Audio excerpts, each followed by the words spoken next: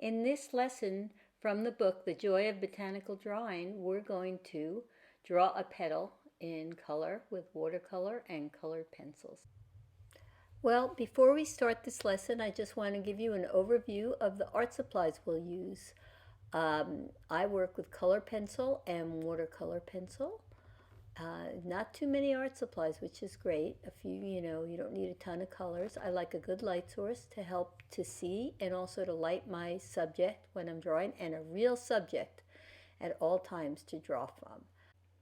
And these are my favorite color pencils, Faber-Castell Polychromo color pencils. I use about 25 pencils. I can't stress enough a good hand-cranked pencil sharpener to get a really sharp point on the Polychromo pencils.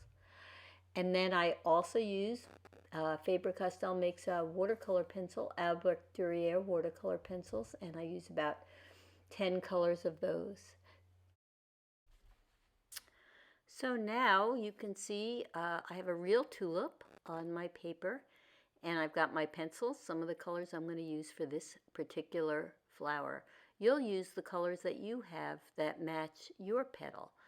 Now I know it's hard that you're going to do this, but yes, you want to take one petal right off your flower to work from.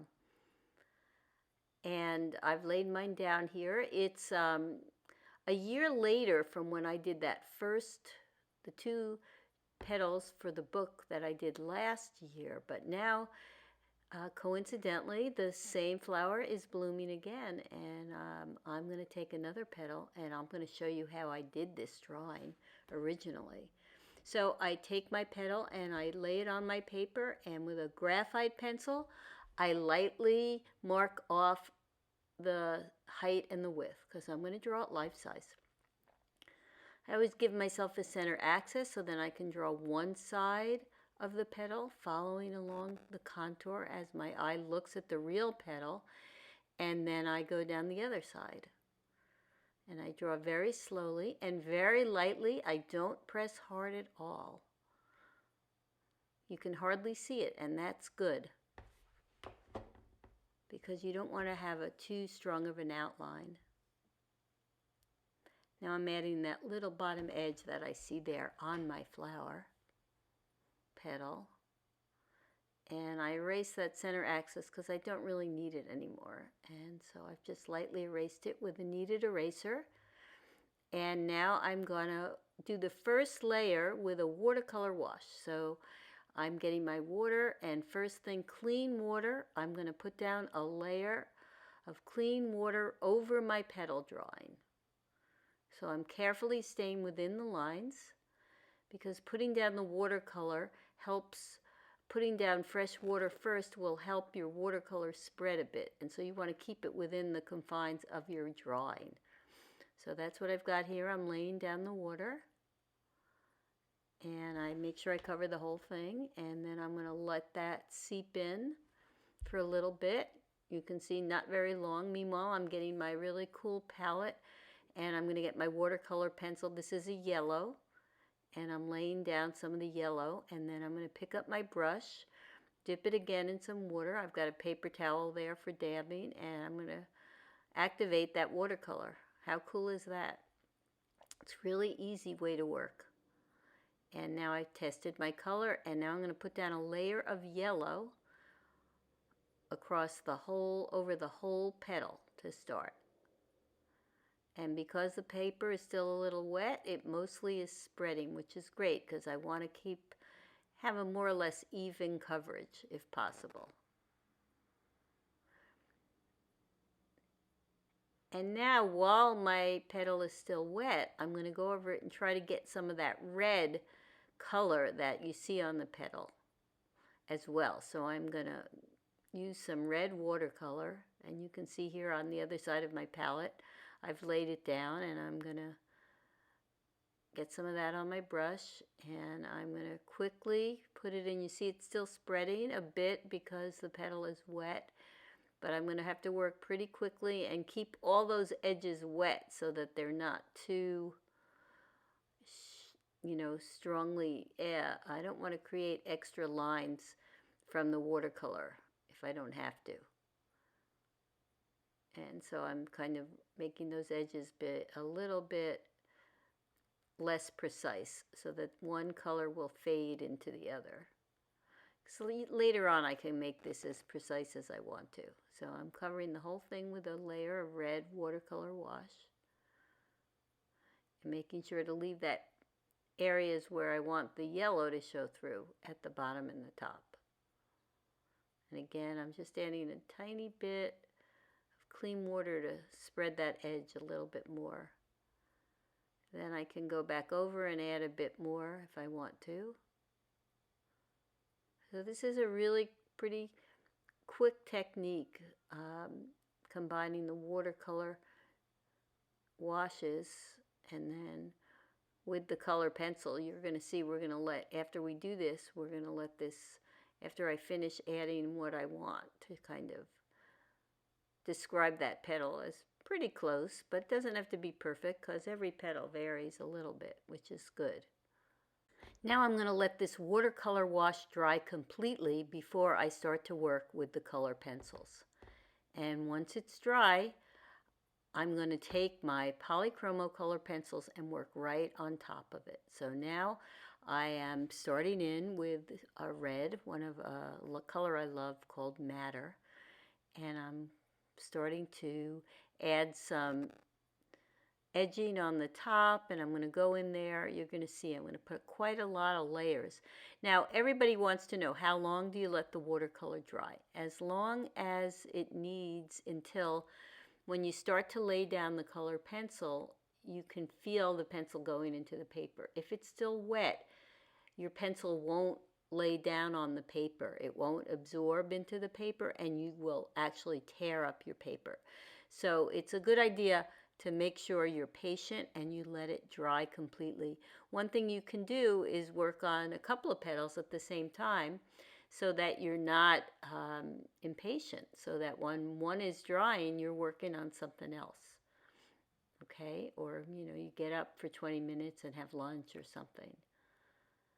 And now I'm working now between different red pencils, and I'm looking at my real petal. I always look at it, and I'm trying to just copy this sort of veination pattern and variation, and get also my color much darker and deeper red the way it is on my real petal.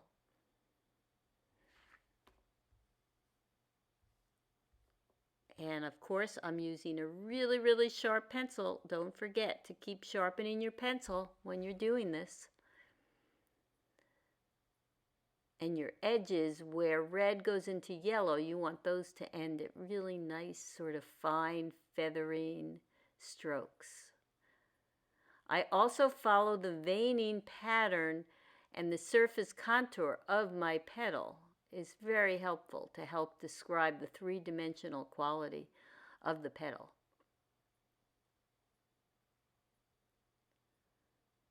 So I'm sort of mapping out in more detail how I want that red to appear on top of the yellow. And I do this, I'm not pressing real hard at first. I just kind of get it all in there. And then I'm going to just keep going layer upon layer.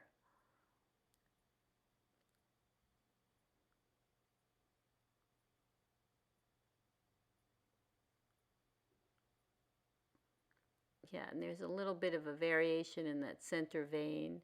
I love to study my petal closely to really notice whatever it is I can notice about it to help me describe the surface of this petal, and also the three-dimensional quality of the petal if it has one. You can't really see it on this video, but the petal is not totally flat. It's a bit concave, and I'm going to try to show that a little bit. So we'll see. I, keep building my layer slowly. I'm going over and over it because it's a really bright, deep red, and so I want it to kind of look that way. And I'm going to go, now I've got a yellow pencil, and I'm going to go over the yellow areas to brighten and darken those as well.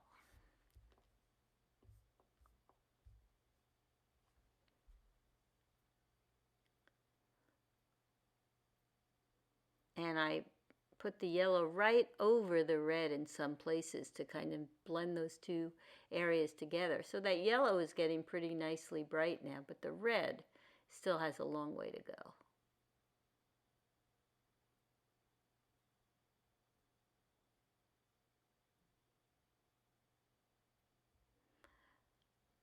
And I just, work back and forth. I'm using a couple of different reds. Again, this is that madder, and the other one I used, the brighter red is a pale geranium lake.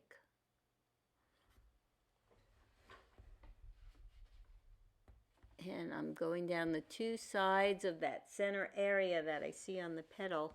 It sort of has I don't know what you would call it in there, a vein or some type of structure variation slightly, and the color varies too. And back and forth, and as I get more and more layers built up, I do start to press harder, but making sure I don't tear my paper. So you have to, practice this, and you'll get more comfortable. I'm using a Stonehenge Aqua watercolor paper. I'm using a hot pressed watercolor paper. That's really important, and I want to make sure you understand the difference between the papers that you use, because it changes how your drawing comes out. I like a smooth watercolor paper. Hot pressed means it's a smooth watercolor paper as opposed to cold pressed, which has quite a bit of texture. And I like it smooth so that I can work with my pencils and get a much finer laydown of texture and finer lines. If it's a rough paper, it's hard to keep a sharp point, frankly, on your pencil, and it's going to have a very rough texture. And so for this kind of work, I recommend the smoother hot press paper. But I still like to use a watercolor paper because then I can use the watercolor nicely with the color pencils. Here I'm picking up a gray very thin pencil and just solidifying my edges a little bit and toning a little bit inside too. You can see that. The very thin pencils I like, they lay down a finer texture and a finer line. So I use them sometimes on edges when I might want shadows or fine details. Now I'm going to rough in a cast shadow. You don't have to have a cast shadow, but what I like about it when you're doing one petal is it gives the illusion that your petal is sitting right on a surface, and it makes it look really three-dimensional, hopefully as if you could pick that petal up off the page. So that's sort of my goal, is trying to create that. And my cast shadows are very subtle. I started with the gray very thin just to lightly map it out, just to see what it's going to look like. I've taken my light and turned it on from the upper left, and look at the shadow now that I've created. I just want a small shadow, very subtle, like that. So I look at it with the light, and then I put it in. Now, that's kind of what I want in a shadow.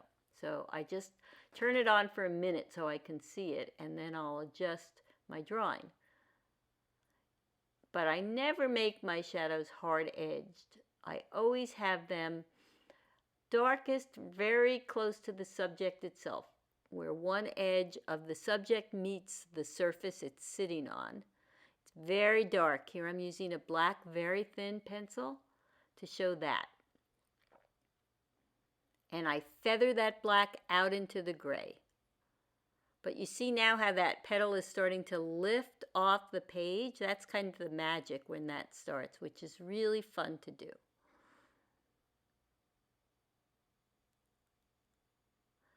And I go along where I want that shadow edge, put down a dark edge, and then feather it out into the body of the shadow a little bit. So it starts dark and gets lighter, lighter, lighter, and then disappears into the paper, but in a very quick area. So it's, you're kind of doing a lot very quickly. I don't like my shadows to be too big. I like my shadows to be subtle, to really just kind of be in the background. They're not the star of the show. They're just the supporting cast. And now I'm going to go back into this with some more watercolor. And I'm going to take some more of that red to see if I can't brighten now using the watercolor on top of some layers of color pencil. There's no order you have to do these steps in. You can start with watercolor and then put color pencil on top. Then you can go back with watercolor, or you can do all color pencil for a while and then watercolor, or quite a lot of watercolor and then color pencil. But you can see now I'm darkening and deepening that color with the watercolor right on top. The important thing, the only thing that's really crucial about this technique is you must let your watercolor dry before you go back in with your regular color pencils. So that's the only thing you really have to be careful about. And you can see how I'm getting this color more vibrant and darker now, which is great, which is just kind of what I've wanted to do.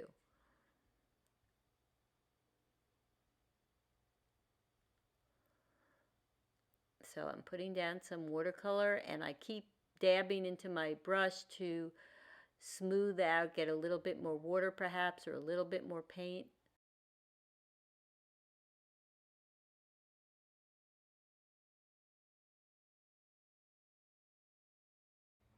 And now I'm adding a bit of gray watercolor, and I'm going to go right over that shadow a little bit just to kind of make that gray solidify a bit more. And I dip my brush in water and go out to the edge a little to spread it so that I don't get a sharp outer edge on that shadow. But now I'm taking another paintbrush, it's called a scrubber, and I've added some plain water, and you can see how I'm just trying to get a little bit of that red edge blended better into the yellow, just by spreading that paint a little bit more. And that's something you can do. You can really adjust your watercolor quite a bit. Now I've let that dry completely, and now I'm going to come back in and add a bit of the three-dimensional quality of this petal. I'm going to try to make it a little bit concave looking. And to do that, I have a little bit of an edge of shading on the left side. Creating a concave message is a little tricky, but it's fun to try. I leave the top edge on the left side, that edge is a little lighter, and I'm shading next to it and shadowing it into the petal to kind of create that, a bit of an illusion. And I'm going to shade in everywhere it needs it a little bit more, that center area of my petal, which has a certain kind of variation that I want to show. And I'm using a gray pencil now also to shade a bit, to continue that idea of that top edge of my petal, and then shading next to it a little bit to kind of give that message that it's a bit concave.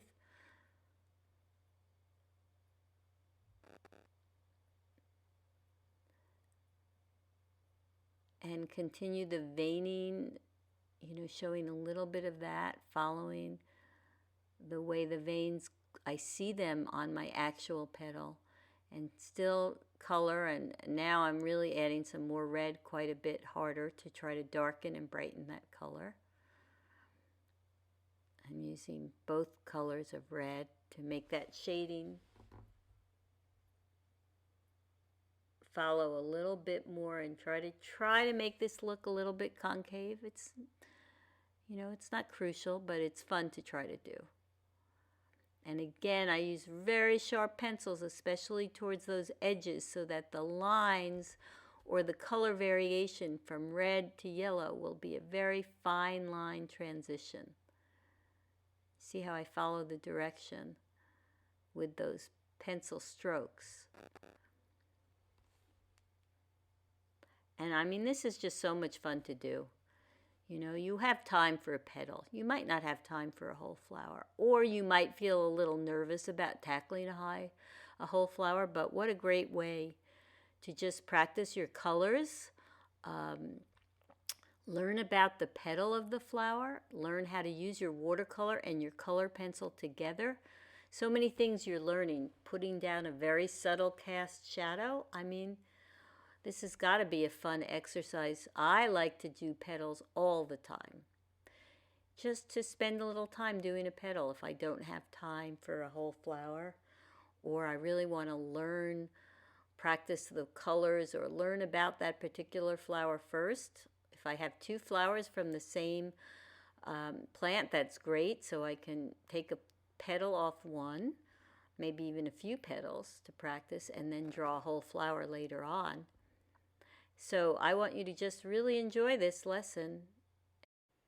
Try drawing and painting your own petals, and here's a preview of some of the petals that are in the book, The Joy of Botanical Drawing. And if you enjoy this, I hope you'll get the book and try some of the other lessons. Most important, have fun.